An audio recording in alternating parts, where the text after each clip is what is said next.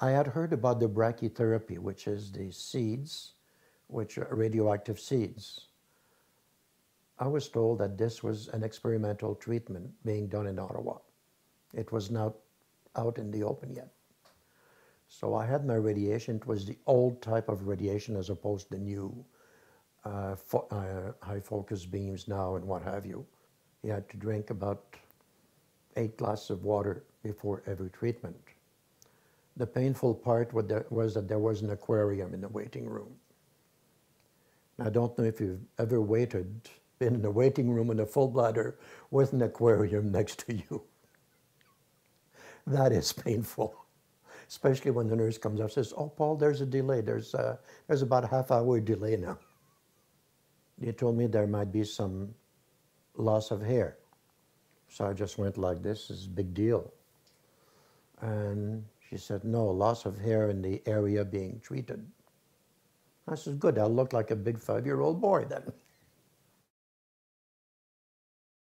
In September 2003, I was told that my PSA had gone up too much. There was still some cancer. My 7 weeks of radiation gave me the maximum amount of radiation that my body can take in its lifetime. So I cannot go back to radiation treatment. Because of the scar tissues, it's very, very hard, and very few doctors now will do a prostatectomy after you've had radiation. I expressed as well, what's up, what's the future now? He says, "Paul, don't worry, there is a treatment." When I was given that treatment, I believe I was the 25th person in the world to get it. So I was privileged to have such a treatment. And that one was on the 22nd of March, because that's my birthday. And the nurse told me, "What a way to celebrate your birthday in a hospital." I said, "No, what a beautiful gift I'm getting for my birthday. I've been accepted in this trial treatment." I was feeling great afterwards. So I went back to work. Every 3 months, I had to go back to the doctor. PSA was going up again. We're thinking about doing a retreatment. Would you agree to it? I said yes, and I was the first person to be retreated. 3 months checkups.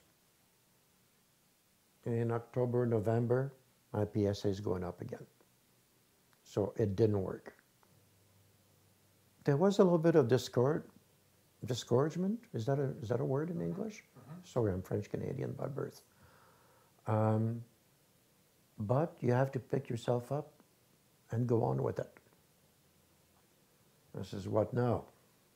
Oh, he says, "I'll just put you on hormonal therapy." When I was originally diagnosed in November '96, that I had swore to myself that I would never take the hormonal treatment because of the side effects. That went out the window right away. I read about it. It's chemical castration. It just basically tells your system to stop manufacturing testosterone. Psychologically, it was very hard. Because now it was a chemical castration. So not only physically there's nothing works anymore, but also psychologically you don't have any desire. Men identify through their sexuality. So I lost my sexual identity. Makes it very hard to look for somebody. Because to me, the lack of libido, I'm not even interested in any sexual contact. My example is 2 men that I find extremely handsome, is George Clooney and Brad Pitt. Now, if both of them came up to me, starkers, as we say in Australia,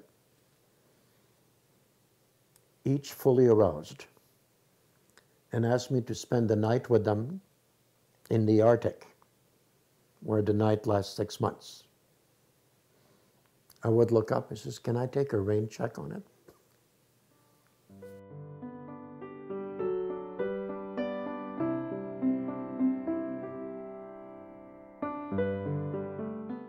Euphoria. I could pee well. I'm smacking the ground I walk on because I can pee. It's the most delicious experience of my life. I did experience depression. I don't care, I mean, I'm not shy about it. It plays with your psyche. And there's nothing wrong with depression. No one says to you that you're going to go through changes which I am going to assume are hormonal, and that you have massive mood swings and problems after the fact. There's no real support for this that I encountered. The only support I encountered was the wife of a friend of mine who had gone through all this a year and a half before I did. And she said she almost divorced him. There are issues around feeling emotional and reactive and despairing that in hindsight I realized were all connected to that event, not only to the event itself, but also changes that happen within the body as a result of that surgery.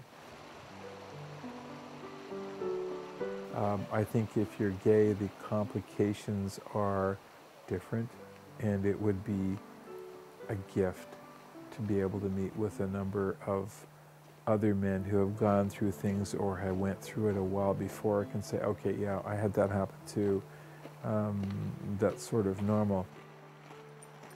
But I know that where I was, there wasn't anything, and I'm wondering about all the guys in small towns across Canada, and there are lots of us who are gay living in small towns across Canada. The gift I had was the internet, and I was on a gay dating site and discovered a couple of people who stated in their profiles that they had had prostate cancer. And we connected immediately. If you don't have a partner, you don't know where your maleness has gone. I mean, who am I? Am I close to a eunuch? How can I express my maleness? And for me, the hardest part was, how can I ground myself? And then if you add the complication of dating, I mean, how do you date? I mean, I was never good at it anyway, but like, now what do you do?